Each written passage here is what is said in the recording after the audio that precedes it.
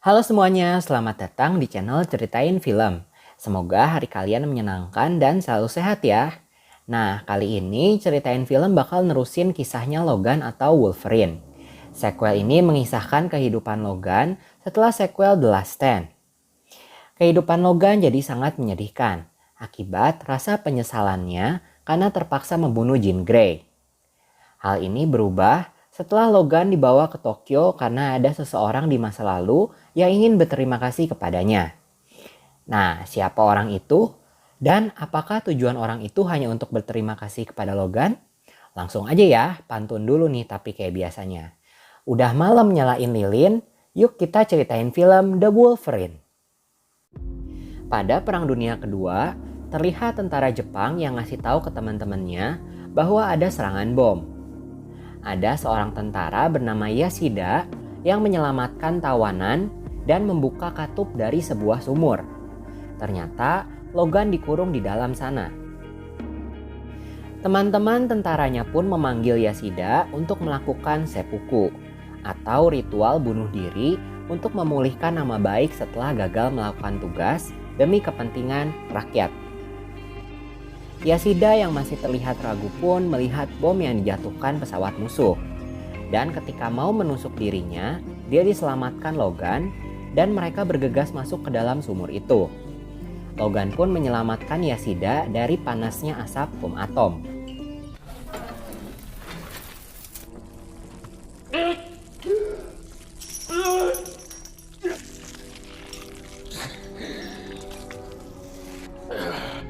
Ternyata itu semua adalah mimpi Logan, dan di sampingnya sudah ada Jean Grey. Tapi Logan ngomong gak akan nyakitin Jean lagi dan malah menusuk Jean. Ternyata lagi-lagi itu adalah mimpi Logan, dan dia terbangun di sebuah pegunungan. Jadi setelah X-Men The Last Stand, diceritakan Logan hidup menyendiri di gunung. Gak lama Logan pun turun gunung dan pergi ke kota terdekat. Tapi ada seorang wanita yang mengintainya. Malamnya dia terbangun oleh suara-suara manusia dan menyadari bahwa ada kemah pemburu di sana. Ia pun menemukan beruang temannya yang sekarat karena panah beracun. Logan lalu ngambil panah itu, turun gunung dan menancapkannya ke tangan dari salah satu pemburu itu. Ketika akan berkelahi, dia dilerai oleh Yukio yang membawa pedang samurai. Logan pun pergi bersama Yukio yang adalah suruhan dari Yashida, si tentara yang diselamatkan Logan dari bom di awal scene. Yashida yang sedang sekarat karena terserang kanker ingin bertemu dan berterima kasih kepada Logan karena udah nyelamatin hidupnya 70 tahun yang lalu. Walaupun awalnya gak mau ke Tokyo, tempat Yashida tinggal, akhirnya Yukio berhasil membujuk Logan. Dalam perjalanannya, terlihat Yukio begitu menghormati Yashida karena dia berhutang nyawa kepada Yashida. Sesampainya di rumah Yashida, banyak banget pengawalnya karena baru aja ada penyerangan dan rencana pembunuhan ke rumah Yashida oleh Yakuza. Di dalam rumah, ada anak Yashida yang bernama Shingen yang sedang berlatih pedang. Di ruang lain, juga terlihat Yashida yang dirawat sedang bersama cucunya yang bernama Mariko. Setelah di makeover, Logan pun dibawa menemui Yashida dan bertemu dokter pribadi Yashida yang bernama Dr. Green. Di sana, Logan sempat ngeliat makhluk yang ditaruh di toples dan ada di dalam badan Yashida, tapi dia nggak tahu apa itu. Yashida pun ngomong bahwa dia juga pengen membalas jasa Logan selain berterima kasih kepadanya. Yashida menganggap bahwa hidup panjang dan kecepatan pemulihan badan Logan adalah kutukan dan bisa dipindahkan dari Logan ke dalam dirinya. Logan yang menganggap Yashida mau membunuhnya pun marah dan meninggalkan Yashida. Lalu Logan melihat Mariko yang ditampar ayahnya dan mau loncat bunuh diri. Tapi untungnya Logan bisa mencegahnya. Malamnya ketika tidur, Logan merasa Jean tidur di sebelahnya dan mencium Logan.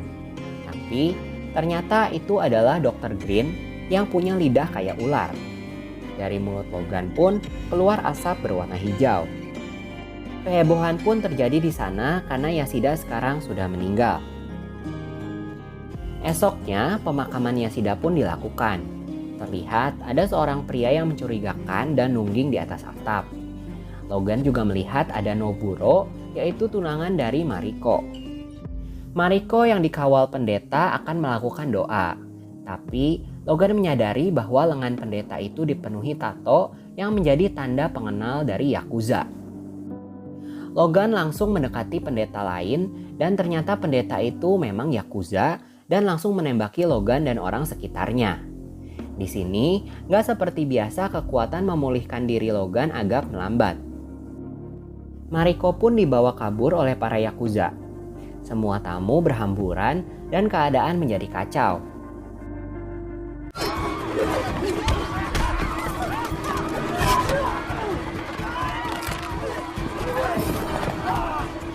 Logan yang berusaha sekuat tenaga menyingkirkan para Yakuza pun kewalahan dan terpojok.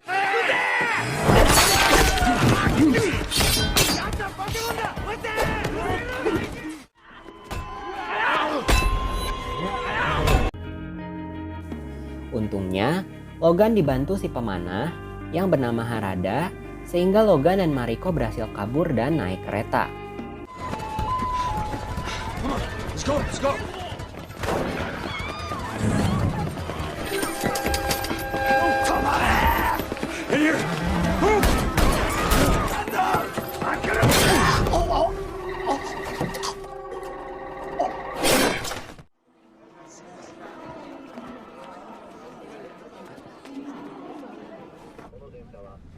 Oh, that's nice. Di dalam kereta, ternyata ada beberapa Yakuza yang berhasil mengejar mereka. Logan pun melawan mereka sampai harus loncat-loncat di atap kereta.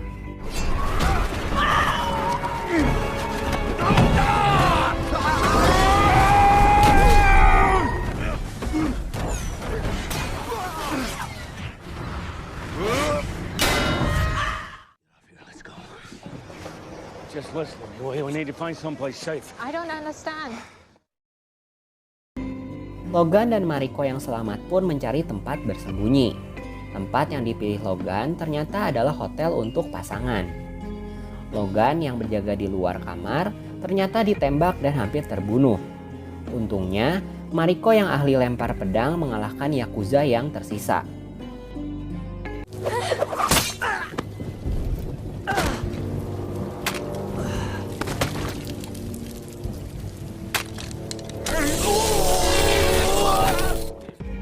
Logan pun diselamatkan cucu pemilik hotel yang adalah murid perkuliahan untuk dokter hewan.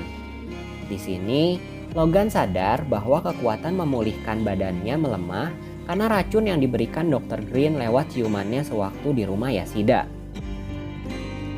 Di tempat lain, Dr. Green dan Harada ternyata bekerja untuk Yasida untuk menemukan Mariko dan Logan. Logan dan Mariko pun berpindah ke tempat lain, yaitu rumah semasa Mariko kecil. Ternyata Harada dan Mariko dulunya pacaran dan mau nikah.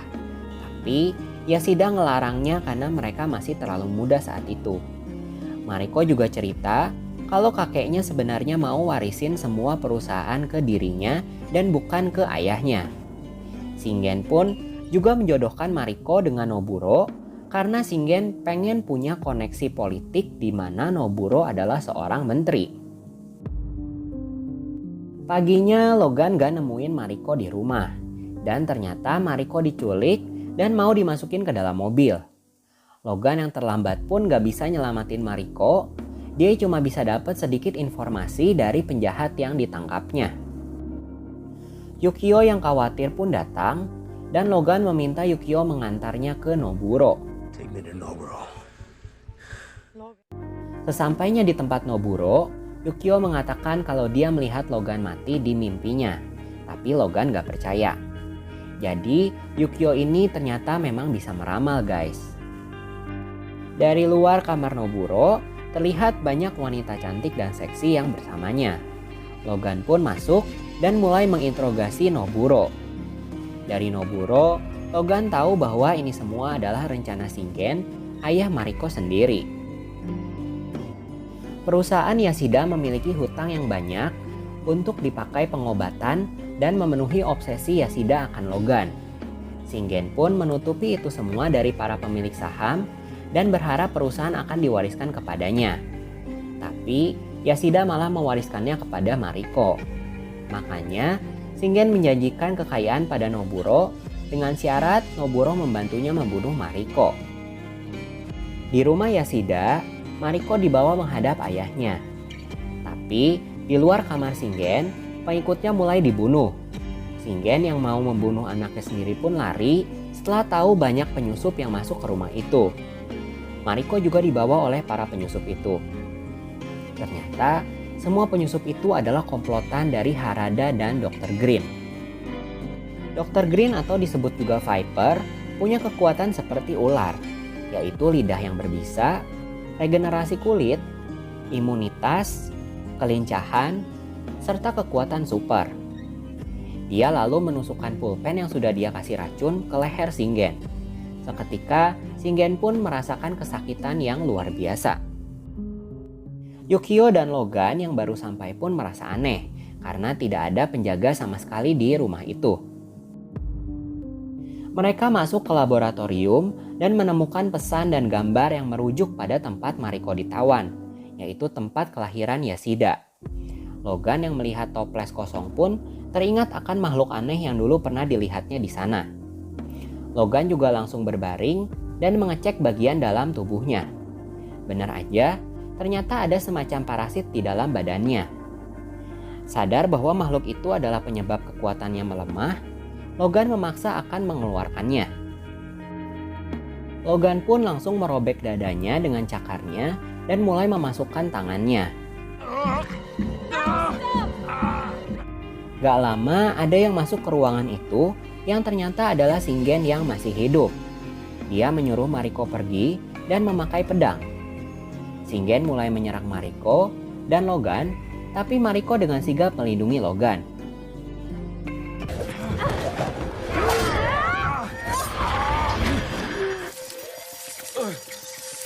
Akhirnya Logan berhasil mengambil makhluk itu, tapi kondisinya sekarang sekarat.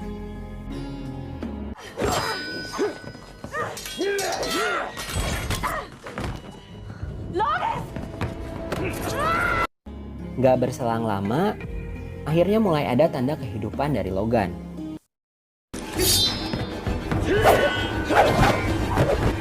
Ketika Yukio pingsan dan akan ditusuk oleh Shingen, Logan pun menolongnya. Where's Mariko? She's gone.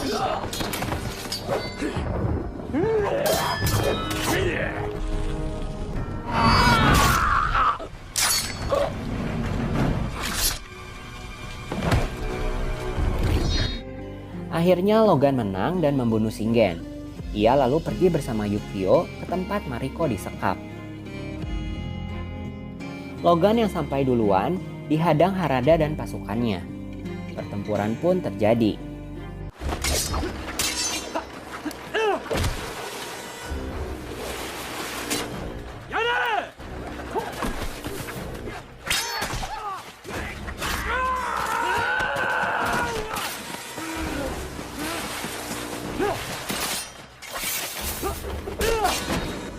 Ketika mulai terpojok, Yukio pun datang membantu dengan mesin giling.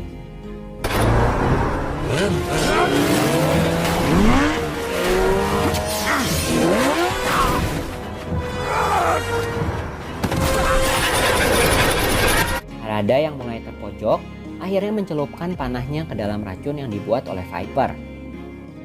Saking banyaknya pasukan Harada, Logan pun menyuruh Yukio sembunyi dan meledakkan mesin giling tersebut.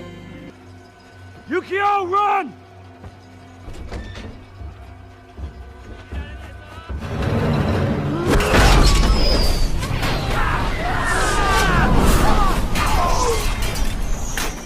Logan yang kabur masih diburu dan dipanah oleh pasukan Harada yang tersisa. Gak kuat dengan racun dan panah yang banyak, Logan pun pingsan dan dibawa ke laboratorium. Di sana sudah ada Viper dan robot samurai yang terbuat dari adamantium. Mariko yang mau menemui Logan juga dihadang Harada. Tapi Mariko menusuk paha Harada dengan pisau lalu kabur. Beralih ke Logan, tiba-tiba robot itu bergerak dan mau memotong cakar Logan. Untungnya, ada Mariko yang membuat robot itu kaget dan pedangnya malah menghancurkan kursi tempat Logan ditahan. Logan dan Mariko kabur, sementara Viper yang mau mengejar dipanah oleh Harada. Eits, tapi tidak semudah itu si Viper mati.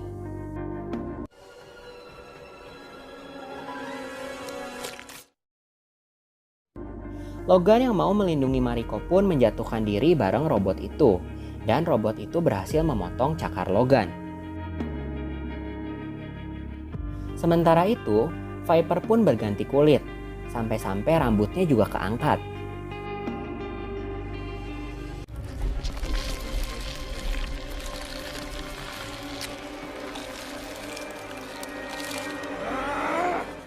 Di luar gedung, Yukio juga berusaha masuk untuk membantu Logan. Logan yang jatuh lagi bertemu Viper dan disembur racunnya. Penglihatan Logan yang jadi kabur membuatnya rentan diserang si robot. Yukio yang sudah berhasil masuk pun sekarang berhadapan sama si Viper. Sementara itu, Logan yang terpojok akhirnya dibantu Harada yang sayangnya harus tewas. Logan yang dulu pernah diajari megang pedang oleh Yashida pun akhirnya bisa membuat pedang itu menyala dan langsung memenggal kepala robot itu. Mereka berdua pun jatuh sampai Logan hampir terlempar keluar. Tapi robot itu bangun dan mematahkan cakar Logan di tangan yang satunya lagi. Logan yang akan jatuh pun ditangkap oleh robot itu. Beralih ke Yukio, dengan pandainya ia segera menemukan cara untuk membunuh Viper.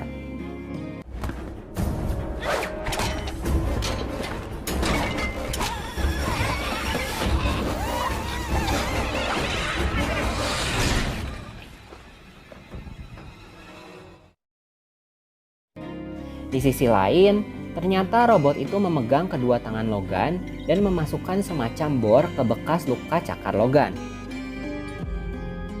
Jeng jeng jeng, ternyata di dalam robot itu ada si Yashida guys, yang memang benar-benar terobsesi sama umur panjang yang dimiliki Logan.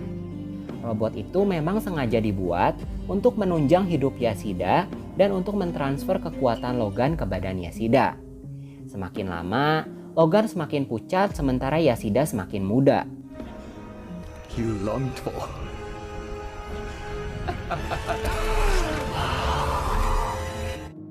Tapi dari belakang, Mariko membawa bekas cakar Logan yang terputus dan melemparkannya ke kepala Yashida. Dan setelah tancapan di leher Yashida, robot itu pun hilang kendali dan akhirnya dilempar oleh Logan.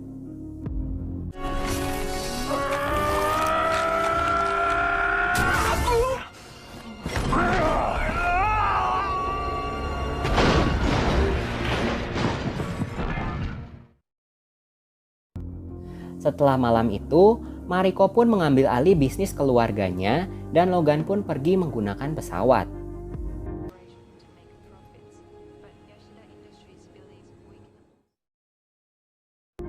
Di post kredit diperlihatkan Logan yang sedang ada di bandara dan memperhatikan iklan dari raksasa teknologi bernama Trust Industries. Gak lama, semua barang logam di sana bergerak dan ternyata ada Magneto di sana. Gak cuma Magneto, Charles juga anehnya masih hidup dan mereka berdua meminta Logan membantu untuk menyelamatkan ras mutan. Sequel kali ini memperlihatkan adegan action dan kejar-kejaran yang luar biasa. Plot twistnya pun oke banget, dimana yang kita kira baik, ternyata adalah dalang dari semuanya, yaitu Yashida sendiri. Lagi-lagi, film X-Men selalu fantastis dan bombastis ya. Poin plusnya di sequel ini adalah kita bisa tahu beberapa hal tentang budaya Jepang. Walaupun adegan di post credit membuat sedikit bingung, kenapa Magneto yang hilang kekuatannya di sequel The Last Stand bisa dapat kekuatannya lagi? Dan kenapa Charles Xavier bisa hidup lagi padahal di sequel The Last Stand sudah dibunuh oleh Jean Grey? Untuk pesannya sendiri, yang pasti jangan terlalu terobsesi pada suatu hal. Karena kita akhirnya akan melakukan apapun walaupun harus kehilangan harta dan mengorbankan orang tercinta di sekitar kita.